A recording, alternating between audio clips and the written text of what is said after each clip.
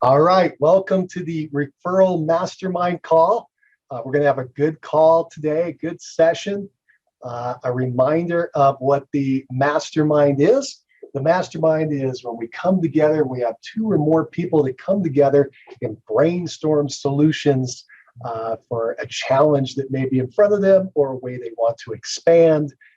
And that's what we do here in this open session, Referral Mastermind Call. So the open session means that we can talk about any topic that you want to talk about. I don't have an agenda or anything planned other than to make sure we answer your questions, dig into your challenges, and look for solutions to help you get more repeated referrals from your past clients and sphere of influence. Let me share something real quick before I forget. We're sitting here on a Tuesday, and this Friday, we have the Agent Success Summit. I hope you're all signed up for it. If not, be sure to go over to agentsuccesssummit.com and get your free ticket. The reason I'm bringing this up is the Agent Success Summit is 21 of the top trainers and coaches out there who are sharing ways to get ahead and advance your career.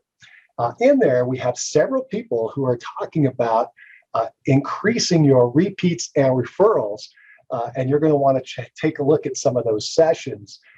I was just thinking we have kind of interesting this go round. We have three top solo agents who are coming in to share some of their systems and some of their strategies, which are pretty exciting. And I was just thinking about it before I got on the call. One of them sold 102 homes last year as a solo agent. She's going to be sharing her under contract management system. She did that with right around half of that business coming from repeat and referral. So that's about 60 transactions a year, 5 a month, just from repeat and referrals. She's got some great information there on how to get those transactions closed. We also have another agent, another solo agent who's coming in to chat with us, who closed 127 homes in her best year as a solo agent.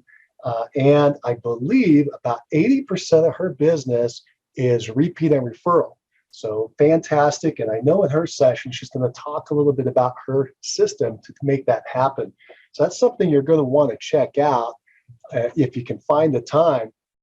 Again, this is all free. It's all online. All you have to do is show up and listen. It's pretty cool. And the last part of that is we also have an amazing solo agent with numbers that are mind-blowing, closed 162 transactions last year, and just around half of that business was repeat and referral, about 80 closings in 1 year as a solo agent.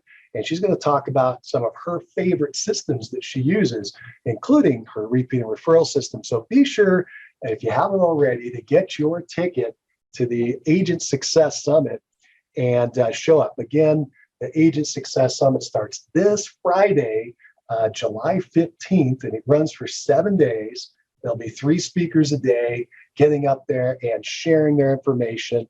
It's actually all pre-recorded. And the nice thing about that, the reason we do it that way, is you have a 24-hour window that you can listen to any of the sessions that look good to you. So you can see what you want to see during that time frame. You don't have to be there at a specific time. It's just any time during the 24 hours, you can listen to one of those 3 sessions or all 3. So I hope you avail yourself of that over at agentsuccesssummit.com. Okay, let's jump back into the mastermind. And again, this is our referral mastermind, where we talk about how to increase your referrals from repeat and referrals from your sphere of influence. So your past clients, your friends, your family, your acquaintances. How can we make sure you get in front of those folks, make sure they know you're still in the business, make sure they know that you can help them, and that you want to do that for them, either again or for now, moving forward, or for their friends and family, right? All right, so again, it's an open session. If you have a challenge you're experiencing that you would like to share and have the mastermind focus their attention on, go ahead and bring it up, and let's see if we can help get you to the next step. So go ahead and unmute yourself and let us know what you're thinking. Let us know what challenge you may be experiencing or you would like us to help you with.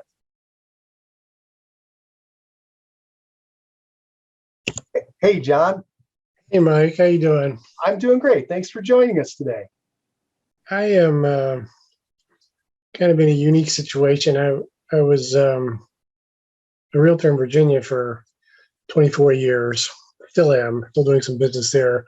I've been down in Florida for a couple of years helping my mother out with her health issues. So I'm kind of like working from home down here. Yet I have an agent up in Virginia that I kind of partner with, kind of a boots on the ground person. And while I was down here, just to keep myself sane, I decided to get my Florida license. So I got that like a year and a half ago. I haven't really done anything down here. And I'm kind of like and my son's getting licensed in Virginia. So, and I don't know how long I'm going to be here, but it looks like the longer I stay here, the longer I'm going to be here. So this is kind of off topic, but trying to get maybe your opinion on, should I focus down here and just refer most of the stuff up there? I mean, I have a past client that's going to be looking for homes up there now. And what I've been doing is this other agent will take them out and show them houses, and then they want me to write the contract and do the deal. And then they do the home inspection, they do the closing, all kinds of stuff like that. So, but I don't know if I could do more business down here because I'm here and I'm not dependent on somebody else. And I'm seeing all kinds of shiny objects out there. You know, I sign up, I'm working with a couple of agents with EXP that have some kind of little coaching programs, nothing that it's like a one-time pay thing. I don't want to mention any names on here because I'm not sure if I'm supposed to do that or not. But, and then, I don't know, just in the last 3 days, I got all these things from these different gurus, some EXP, some this, some that, and they're wanting me to sign up. I mean, literally, one guy watched a video. It was all about how not to have to prospect over the phone and all this, and we'll set you up, we'll do this, we'll do that. All you got to do is call us, you know. And I'm sure that they want to join EXP under their team. And I think I know the guy. He was one of the original EXP guys, so I'm sure he's got like 1,000 people under him. So I'm sure that's how this works. But it's just I'm getting overwhelmed with, you know, I've got some things I've got planned out that I'm going to do, and now I just keep getting bombarded with all this stuff, you know, and you don't know whether to delete it. Well, am I going to miss something here? Or, you know, so, and then I got something from you. I signed up for something, and so here I am. So I don't know if I should focus here in Florida or Virginia or both, or split my time between the two, or, you know, just it's kind of frustrating. I got to kind of make a decision here. And I feel like I'm treading water in both places now. And then I'm getting overwhelmed with all this new information. What works now, what doesn't, what does, you know, and then you get some other people coming on here, oh, cold calling works, and then you find out that they're not cold calling anymore. You know, they're just telling you to do it.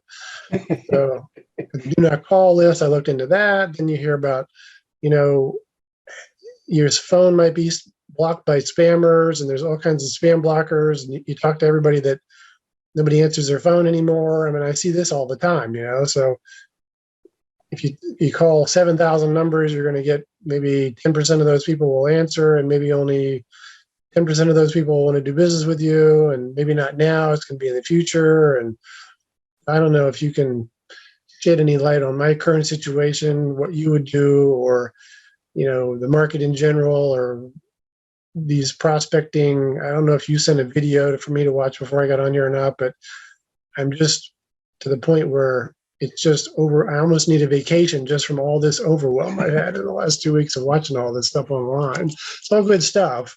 You know, you can never not learn something, but, you know, I don't know. It just seems like I'm looking for some direction. Maybe you can shed some light on some of this. I don't know. I don't want to take up too much of the time because other people have questions, but it seemed like everybody was quiet there, so I just jumped right in with all that. I'm happy you did, John. Thank you for jumping in and sharing your thoughts with us. And I think that your experience is common in multiple facets. So I'm going to try to split up what you've talked about there into a couple different parts, right? I'm going to start at the end and work my way back to the beginning. As far as a lot of information coming at you and not knowing what to do with that, Again, that's a common situation. I think the best thing for you is to let it sit and digest it for a little bit and let your gut tell you where you think you should go. I really do, because you've taken a lot of data, is what I'm hearing. You have a lot of thoughts swimming around, and you need a direction, and your gut will tell you what to do. You've been doing this for 24 years. You know what works and what doesn't work. So trust your gut on that one. And I'm going to put that aside. We might come back to that, but I'm going to put that aside. As far as the EXP thing, same idea. Just you got a lot of people talking to you, and that's kind of interesting. This call's not about EXP, so I'm going to just kind of take that and I'm going to kind of put it aside. It's kind of an interesting thing, but we'll just put it over there. Let's go to your first question, because your first question is very interesting. And I get a lot of people now talking about it. Maybe it's because there are a lot of people in our generation that are kind of getting to the point where they're kind of semi-retiring and going to another state. So let me rephrase what your issue was, just so everybody heard it. You grew your business in Virginia for 24 years. You moved to Florida to help your mom, sounds like a few years ago. You're trying to keep a foot in both places. You now have a license in both places.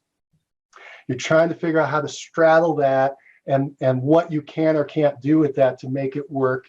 And that, I think, is the issue that we should be focusing on today for a few minutes, because I think that's an issue that a lot of people deal with. I assume, for instance, that you have a database of PCSOI back in Virginia. You worked there for 24 years. You probably have a nice big past client database and sphere of influence. Is that true? Yes. And I've had some health issues the last 2 years and just dealing with helping out down here. So I haven't been following up with people as well as I should have. I started back in January of doing that. And again, everybody says there's more realtors in Florida than any other state, but I know that everybody down here has a realtor's license, but nobody uses it. There's the 80-20 rule. So it doesn't intimidate me that half the neighbors are realtors down here, because they don't know what they're doing and they don't really want to do anything. If something falls in their lap, they'll do it. But, I know that you can work something anywhere. And one of my older brokers that I had for years and years up in Virginia, he retired at like 65 and moved to Arizona and started another brokerage. I think he's with HomeSmart out there, but started his own office out there. And he's like 70 something now, and he's still going strong. And he's basically said, look, I took what I told you guys to do in Virginia, and I took it to a market where nobody knew me. And within 12 months, we became the #1 agent out there.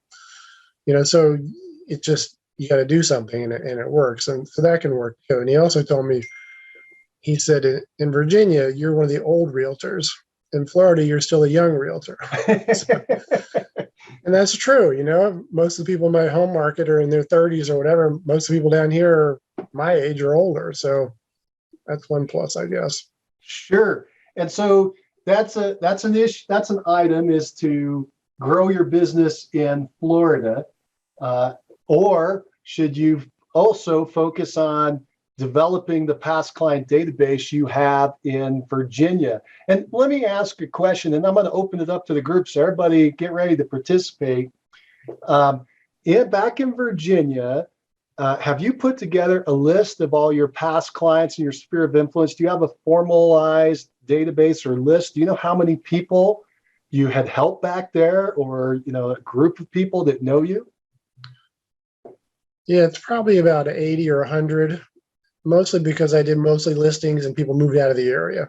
Sure. And you try to keep in touch with them, but they're not necessarily interested in talking to you anymore after they've moved. They're in their 70s. They just want to talk to their grandkids on the phone, and they're not going to necessarily. I do get some referrals occasionally from those people, but so that's we've been mailing to those people and got them on some Facebook things and all that kind of stuff. But I wouldn't say I'm not a Brian Buffini person, and tried that, and that didn't necessarily work so much. But they are being touched, at least twice a month with some kind of thing. Very good. And I think you mentioned you've got your son back in Virginia who's getting his license and could help service some of those folks back in Virginia. Is that true? Yeah, he knows everybody, and he knows he's in a lot of different hobbies that there's all kinds of people in 20s, 30s, 40s, 50s, 60s, 70s, 80s, and he's a likable guy, and he knows everybody. You'd be amazed when he was in elementary school, he was afraid of his own shadow, but now everybody knows him, and everybody loves him. So I think we could triple our database overnight as soon as he gets his license, and I want to grow something up there that I can pass on to him. Exactly. That's a legacy issue. I can sense that, and you could help him get things up and running. You could also maybe have some referral income that's coming down to help you out. There's a lot of cool advantages here, but here's what I want to do. I want to open this up because you asked at the beginning, what do people think you should do at this point? Let's ask the mastermind. We've got a bunch of folks here. We got some brain power. What do you all think that John should do with him being straddled? He's down in Florida, but he's got a footprint still in Virginia. What do you think he should do? Go ahead and unmute yourself and talk to John and I. Tell us what you think.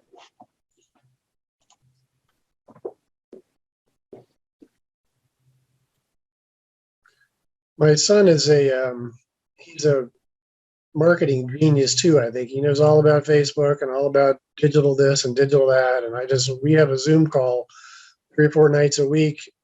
And I say, this is what I'm trying to do. And he'll go on there and basically he has access, passwords, usernames for all my stuff we're doing. And he just goes in and does it. It's a blessing because I don't need to learn all that stuff anymore. I just come up with the ideas. Here's what we're going to do. Here's how we're going to market it. And within minutes, it's done. I pay him for that too. So that's awesome. So you got the technical side of the business. You know how it actually operates, how to write contracts, negotiate, do all the on the ground, boots on the ground things. Plus, you've seen the big picture. And your son's brand new coming in. He's fresh face. He's excited. He's got a lot of people that he knows. He's got these marketing skills that can be added to the mix. That's fantastic and very exciting. Again, I'm going to open this up to the group and see what they think. What advice do they have for John? Go ahead and unmute yourself and let us know what you're thinking, because a lot of times people in this group, they've experienced this kind of thing before or have an idea that we haven't thought of. So I'd like to get their ideas first before we move on.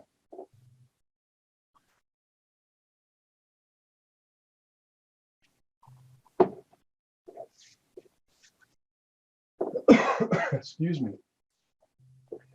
Well, John, we got a shy group. That's the way it goes sometimes. And if you decide you want to participate, go ahead and unmute yourself and jump in, help us out. Well, John, let's first talk about working some of that business in Virginia, because it sounds pretty exciting to me that you've still got some roots there. You got your son coming in. You've got a database.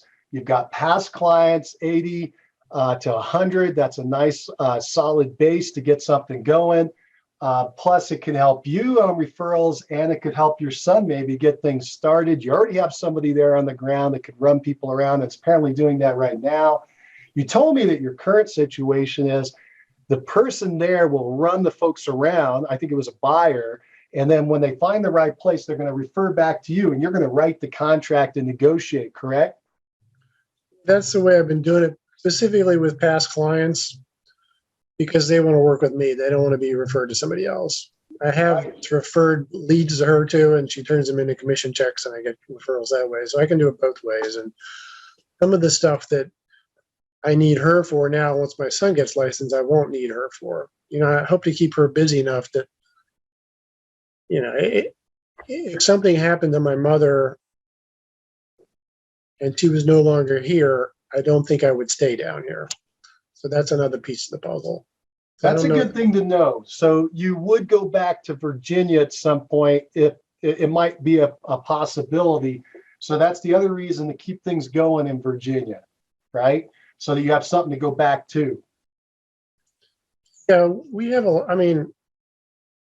I was a native up there, so I know the whole area like the back of my hand. I'm getting to know Florida pretty well too. But at the end of the day, for me, family is family. I'm kind of in a catch-22 here because my son and I are very close. We'd spend he'd come over once a week. I make him dinner. We go places on weekends together and all that kind of stuff. So for me to be down here, it's like I'm on like a work release program or something, you know.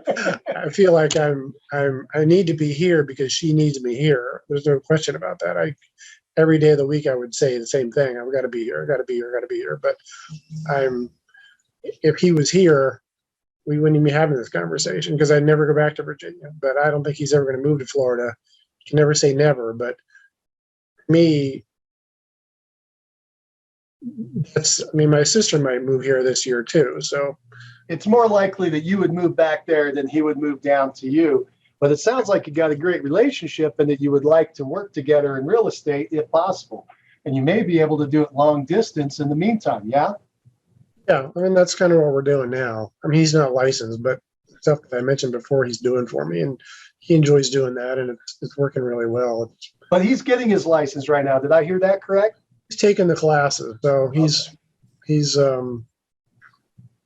I had him signed up like 6-7 months ago. He was finishing his college up, and then that got kind of in the way. So I said, don't, just hold off on the real estate, finish your college, get that done. So he's done that, and he's got that in his back pocket, something to fall back on, right? That's good.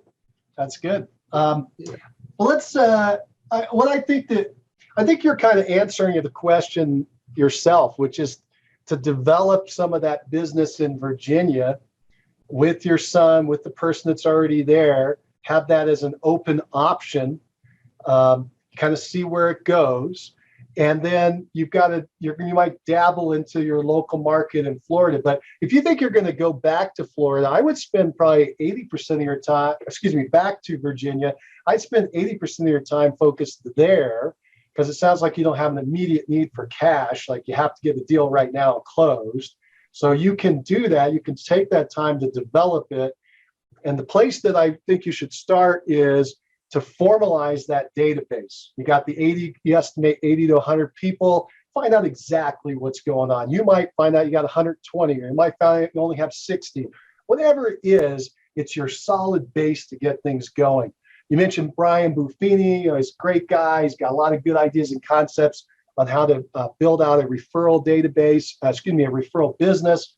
And that's the kind of thing I think you should focus on as the core. It probably was the core of your business before. You just maybe didn't have it formalized, these repeats and referrals. You're still getting repeat and referral, and it doesn't sound like you're formally working the database, but people are still coming back to you. So just imagine if you formalized it and you got that going. So for instance, I'll give you a couple of numbers. Out of a database of 100, your referral productivity percentage, that's how many closings come out of that database every year. On the low end, it would be around 5% if you're just kind of dabbling. The really best of the best are around 20%. So if you're targeting, say, in the middle around maybe 10% or so, that would be very realistic. And you absolutely can do that in your situation. You're already proving it to yourself that you can do this business long distance. The key is develop that marketing plan, develop that list, develop a marketing plan to stay in front of those 100. And you should be able to get 10% or so of those folks to close every year, either through a referral or a repeat. That's 10 closings a year that you could get referral income on right now while you're in Florida, while you're helping, say, your son or whoever's there develop that business as far as the boots on the ground and actually servicing the business. And then if things change with you where you want to go back, you're able to go back to an existing running business, and then you can ramp it up to whatever level you want. As far as all these newfangled shiny objects, now we're kind of opening up a little bit about other ways to do business. That's cool. But if you're not committed to putting that in place in Florida, I wouldn't do that. I would refocus on what you know works. It's the highest profit business, these repeat and referrals. You've already done the hard part. You've created a loyal following, a database of people. Just rework that, right? Refocus in on that, make that functioning. That's my advice to you. Does that ring true? What do you think of that? I think so. I mean, I mentioned the Buffini thing because I had a partner at one point, and we just recently split the database back, so it used to be several hundred, but that person, and I know every plan can work for one person and not another, because I've been in this business long enough, and I've seen somebody, work one plan and do exactly what your coach told them to do, and work 18 hours a day at it and not get the results that somebody else did partially, or somebody else did equal time, and they're doing 100 deals a year, doing the exact same program in the exact same office. Those two people had lunch together all the time to discuss how the program worked and everything. I've seen that before too, and that was kind of where I went with that plan.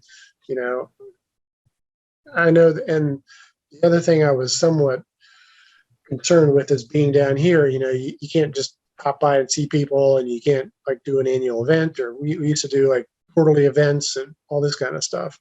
And that, to be honest, that didn't really generate that much business either. It was the same people coming to the events, and the same people. We would get their business, but we never got any referrals from anybody else. So we did a lot of. The best thing we ever did was expired listing. Once we started doing that, of course, that was 2014, maybe 15, 16, before the market got super crazy, and business just exploded.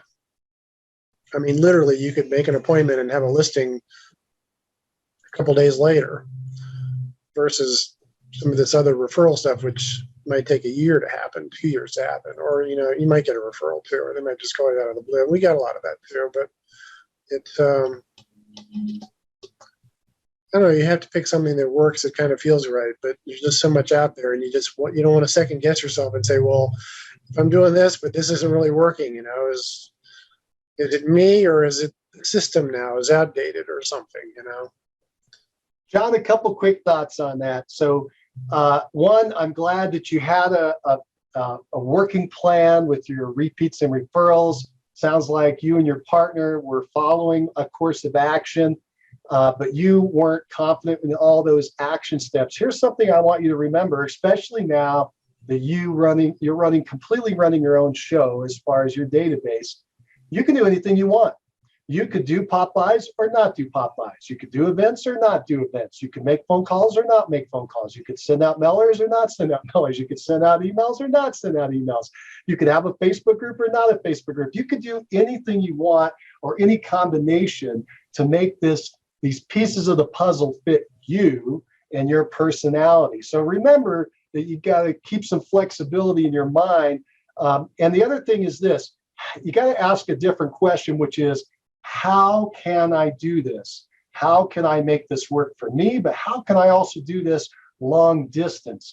So instead of a pop by, maybe I talk to people on Facebook. I don't know if you're a Facebook user, or maybe I call them on the phone, right? I can do that from anywhere.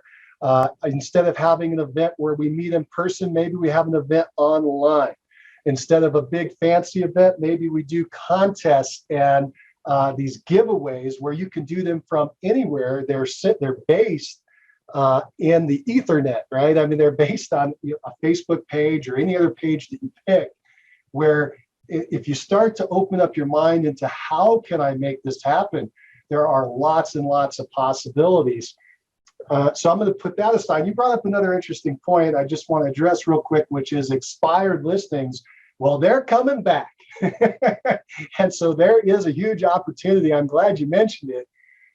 As this market changes and shifts and slows down, there are going to be a ton of agents that cannot adjust to it. There are going to be a ton of sellers that cannot mentally adjust to it. And so as that continues, expireds are going to happen. And so this opportunity to work expireds, I think, is going to grow. You have a skill level there. Well, you could call expireds back in Virginia, set up appointments for your son to show up, right, when he gets his license, or for this current agent or another agent that you know up there to show up. You could co-list them and co-market them and make yourself some income that way. You could do it down in Florida when that happens, if you choose to, and you're going to be down there. But it sounded to me like there was an option to redevelop and maybe move back to Virginia. Why not continue to do what you already know there? And the way I think about expireds, by the way, or any other source of business outside of repeat and referral is, yes, do it, but with the mindset that you're trying to create a past client that you can put into your repeat and referral program, because that becomes your gold database that you can move forward with. Does that make sense, how you're kind of filling that funnel with these outside sources? You get immediate income, but you're also building the database so it moves forward with you. Yeah, it makes sense. There's some lawnmowers outside my window. If anybody's hearing that noise, that's what that is. I was trying to mute it out. Oh, thank you. We didn't hear it. I didn't hear it. All right, John. I'm excited for you. I can't wait to hear what you end up doing with this. I appreciate you bringing up this topic because I think a lot of people deal with it. Did we address all your questions or concerns or issues? Yeah, you did. I just, everything was quiet in the room. I thought I'd just throw this out there on the table. There's one of the managers down here where I work. He went through the same thing. He was out of Illinois, and he moved to Florida like 6 years ago, and he still had his Illinois license, and he had his foot in this stuff up there, you know, and then he was back and forth, and he said, I just had to concentrate on one market, you know, so he's just, I get to put his license in referral status and just refers everything out up there, even his own family, because he's just so busy down here. So. And I think that's a good piece of advice there, which is it's hard to follow two masters, right? It's hard to work for two different people. How would you do it? It was hard enough when you were a kid with two parents listening to both of them giving you a direction one way or the other. They had to come together or you were going to be very confused. So I do agree that you should focus on one market or the other if you're going to start to commit. We've been talking about this idea of focusing on the Virginia market. If that rings true to you, good. If not, then take your attention and focus in the Florida and develop something there. I like that you got the challenge. It's a common experience. I hope that we shed a little bit of light or maybe got some clarity for you and for anybody else listening. And I do, John, I really appreciate you unmuting yourself and chatting with us and sharing your experience today. This has been a lot of fun. Before we let John go, does anybody have any comments or thoughts for John? Now that we've opened this up a little bit about his situation, about whether he should develop the Florida market or continue to work business back in Virginia or anything else you think might be helpful for John, go ahead and unmute yourself and let us know what you think.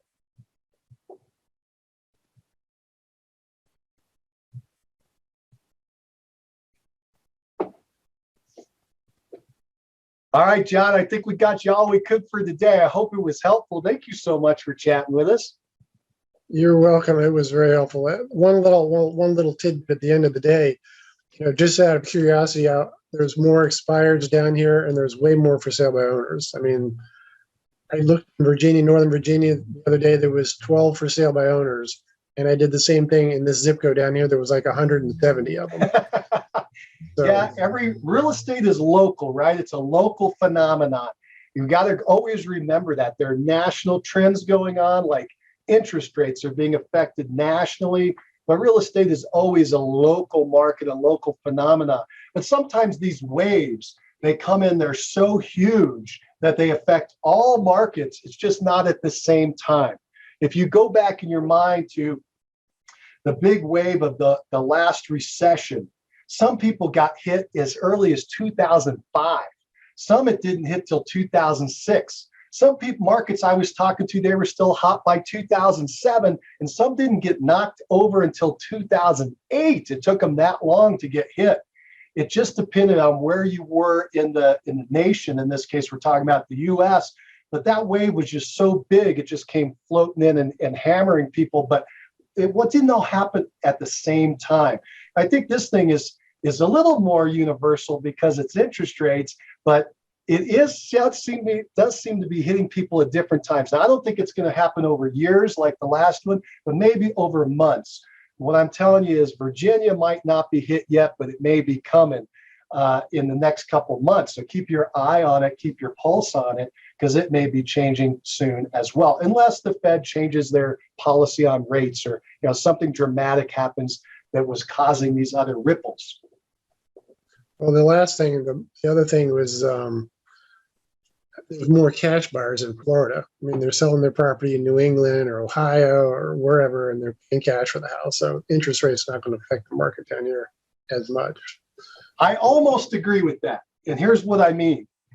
Unless you're in a market that all the homes are being bought by cash, okay, where that's just the common trend and always has been, and interest rates never affected them. I think the speculators are going to be pulling back, because if there's not this excited, overheated market where the appreciation rates are jumping and jumping and jumping, then speculators, all of a sudden, these people with these cash are going to be saying, you know what, maybe I want to sit on the sideline for a minute. Maybe I want to wait this one out and see what happens. So if the profit margin, the profit motive is going to go away, I just don't see people continuing to invest all their cash. Does that make sense? I just think those cash buyers are going to reduce. I agree with that. But if I look on my street, the last 4 people that moved here, one guy's retired from the FBI. He paid cash. He sold his house in Virginia. One guy's from Iowa. He's worth John Deere. He retired there. He just paid cash for the house. Somebody else just moved here from Pennsylvania down the street. They just paid cash for their house. So that, I mean, it might just be this neighborhood, but people all have no mortgages on their current homes. And even the ones going back, I talked to one guy, I was going for a walk every morning. And he said, he's got all these grandkids back in Ohio and he's moving back there. So he sold this house, got cash for it, going to Ohio, or back to Cleveland, I think, and he's paying cash for a house there. It was less expensive than here. But there are people that do finance, obviously, but I think the higher percentage paying cash here, at least where I am. I understand what you're saying. You got an older clientele there, as you mentioned earlier. They're more developed. They've got equity in their home. Just keep this in mind. They can't get that equity out of their home if nobody buys it. So in their other market, you're talking, the very first person I think was a detective. In the other market, somebody had to buy that house so They could take that cash and come buy yours with cash. And if that dries up or shrinks down, I just think it's going to constrict, which is healthy, by the way. We should all be excited about this. I know it sounds weird, but we had to slow the market down. It got too crazy. It could not continue at that rate. We never want hyperinflation and craziness. So it had to come back down, but there are going to be adjustments. It's going to be a little bit of a difficulty for a lot of us to mentally adjust and our clients, but I think it's healthy. John, thank you so much again. I do want to take the last couple of minutes and open up to the group and see if there are any other challenges that we should be addressing. Is there anyone here that has an issue you would like to share, you'd like the mastermind to focus on? Go ahead and unmute yourself and let us know what you're thinking.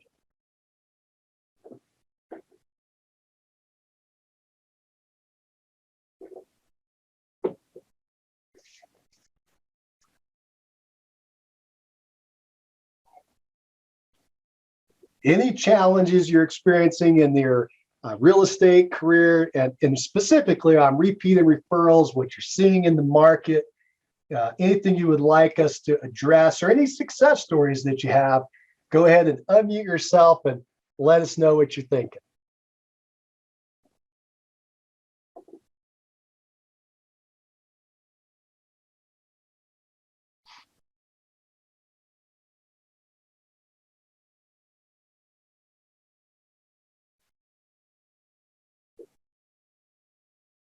Okay, I'm gonna look over here at chat. I saw someone put a chat earlier in. Eric, excuse me, Aaron. I apologize. My eyes are getting bad now. Aaron said, not sure what's the best way to get business, online or mailers. That's an interesting question, Aaron. That's very generic, right? Because it depends on your target and the market that you're going after. What you're trying to accomplish. So we kind of have to know more. I will say generically that mailers were very popular 20, 30 years ago. They worked very well. That was a great way to do mass reach out, especially mass reach out on a small localized scale. The internet came in 93 and through the 90s. And so we learned that we could target through the internet, maybe a little less expensively, especially in the beginning. Now that's becoming expensive. Some folks are reshifting back to mailboxes generically because there's not a lot of competition there. In the old days, you used to have this stack of mail that would be in there, and you really had to stand out. Now there's fewer pieces. So, and you also have, like, if you're doing geographic farming, you have every door direct mail, which is a cool way to get out there to a lot of people. I wish it was that way when I was doing my business in those early days, because I did a lot of geographic farming. I used to send out 5,000 to 10,000 pieces a month. In the early part, I got up to 35,000. So I would have loved every door direct mail, but it wasn't available at the time. All right. I don't know if I can answer your question, Aaron. If you want to unmute yourself and tell us some more about your question, I'd love to help answer it for you.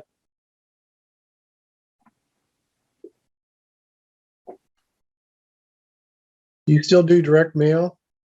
I don't. I'm not actively in the business anymore. I just help agents succeed in the business if that's something they want to do.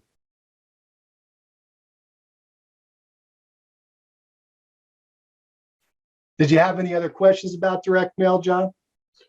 Yeah, I just sent out 2,400 pieces to absentee out-of-state owners in Virginia. Did it up work? in that area. I got only one response, and he just wanted me to take him off the list.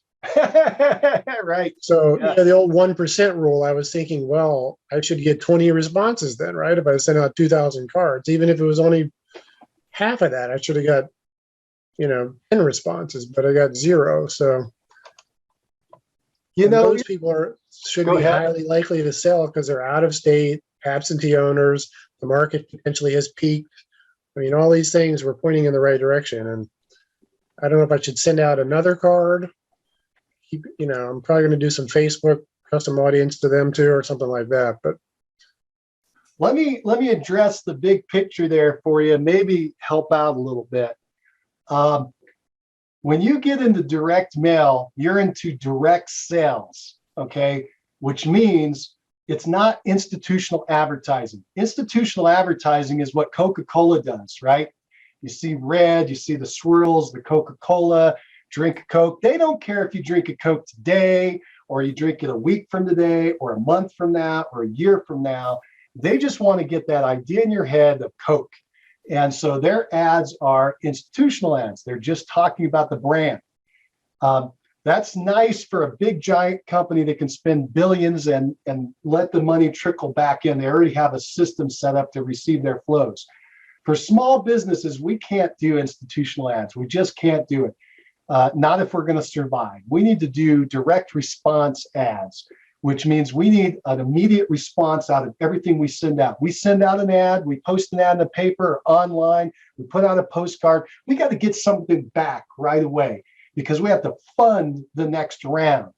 And so you have to be very particular on your direct mail to not get into the institutional side and to focus on the immediate result side, okay? And so because it's so expensive when you do direct mail, a direct mail piece that goes out and fails is super expensive. It's a lost black hole. It just goes down at what they call a sunken cost. It's just gone. And so you've got to refocus on just figuring out and experimenting with what brings in immediate results. And so that's what I would caution you to do is I wouldn't send out the 2,400.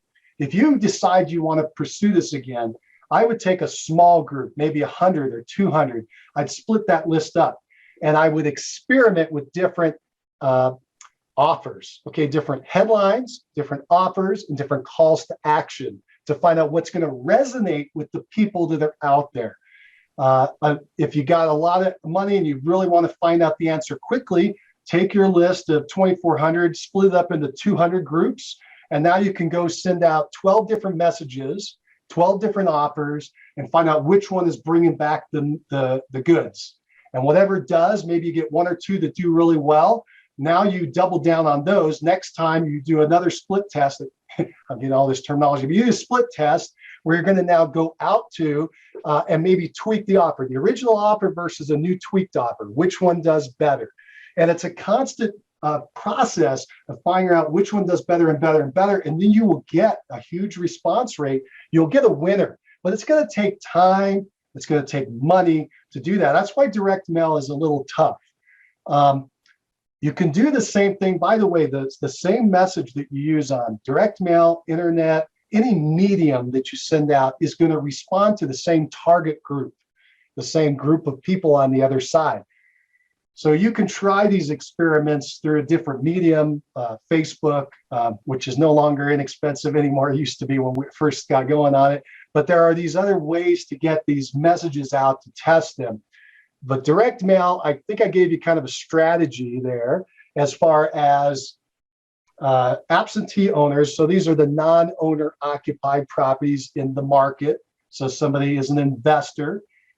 You've got an institutional investor, somebody who owns a lot of property called an institutional investor, or you got somebody who is a reluctant investor, right? They had a home, they moved away, they didn't really want to keep it, but they did. Those are different people as well. So you kind of try to identify that on your list. They are going to respond to a different message when you go into absentee owners. I hope I'm giving you a little bit of help on that. As far as you got to test, you can't just throw all this stuff out there and one idea and it didn't work. You have to figure out which ideas are going to work by testing first, and then run with the winners.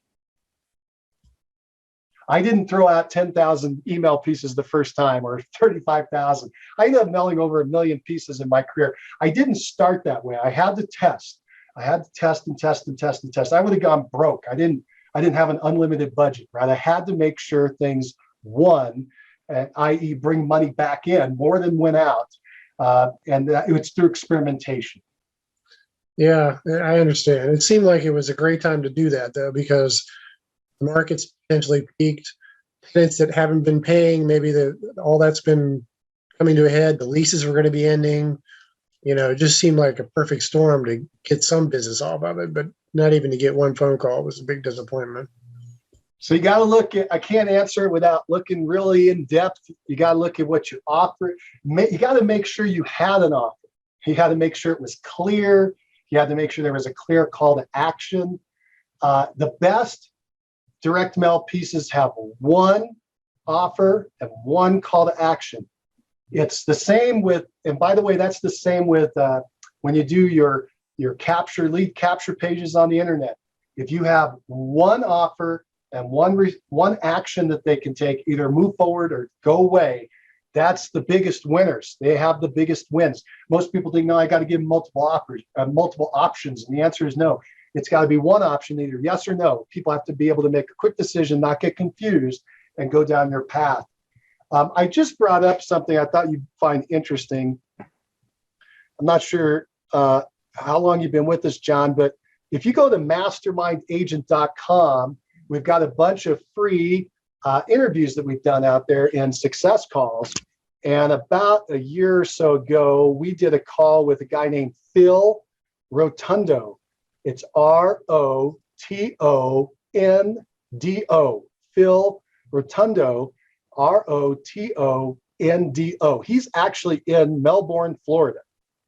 And he's got a really cool direct mail approach to the business with absentee owners. It's a twist.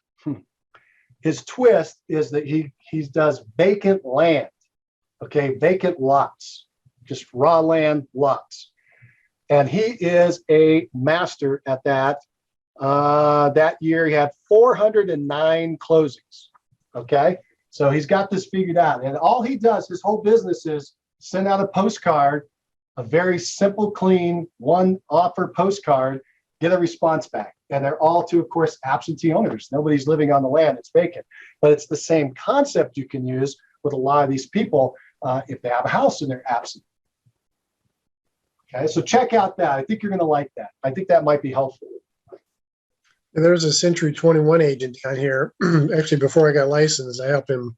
My mother had a lot to sell that she owned for decades, and that's all this guy did. He was the #1 Century 21 agent in Florida, I think, and all he did was lots. He didn't do any residential at all, and he just did that every day. He sent a newsletter out once a month. He was the highest in commission as far as what he would charge. He was the lowest. He would list it at the lowest price, but he had results. He'd sell it in a month, whatever. And That's what people wanted. They had expired with somebody else or whatever, but that's all he did. He said, I never have to leave my house. I never have to go to a closing. I never have to put a sign up. I never have to do a home inspection, deal with any of that stuff. I don't work with any buyers. This is what I do. I can do it from Cancun, Mexico. I can do it from San Diego at my daughter's house. I can do it from here. He's been doing it for like 30 years. That sounds exactly like Phil. There's a couple of these people in this niche. That's what they do. But you can learn from them, whether you want to dive into that niche or not. There's a lot of lessons. One is pick a niche, become the expert in it. When I did all my mailings I was talking about, it's because I was in a very narrow niche. So you got to pick a niche and become the expert in that niche. And the other beauty of the niche is then you're talking their language. The communication you're sending out is right in line with what they want to hear.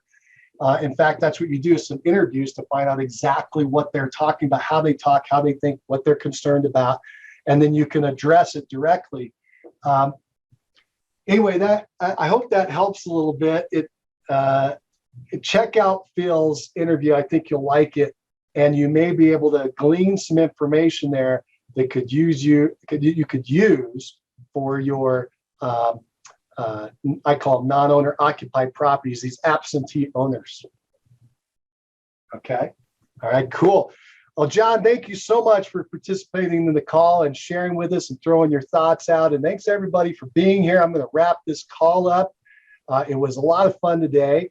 Thank you again for joining us in the Referral Mastermind Call. If you want to hear, I tried to record this, and if I'm lucky and it did get recorded, we'll get it up by the end of the day on YouTube if you want to hear it there, and also in the mastermind. So if you go to Facebook into the Referral Mastermind Call, that group, if you're a member there, you can see it there. And you also will be able to see it on YouTube at Mastermind Agent Network is the name of the channel, Mastermind Agent Network.